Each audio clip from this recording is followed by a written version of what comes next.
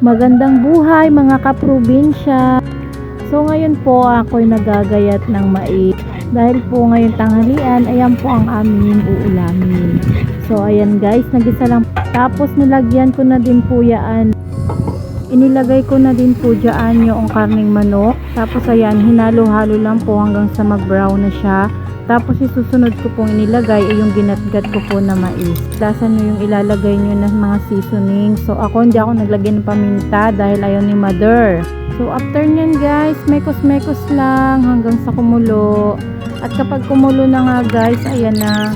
At tinikman ko na din yan kung ano yung lasa. Syempre kung okay na yung lasa, edi okay na yun. So nagdagdag pala ako dyan ng cubes para dagdag din sa panlasa. So ayan guys, iniintay ko lang kumulo at so ayun na nga, kumulo na nga, ilalaglag na natin yung malunggay. At maya maya ay pwede na din natin yung hanguin kasi mabilis lang naman maluto yung malunggay. At syempre pwede nang kainin. Thank you for watching. Bye bye. God bless everyone.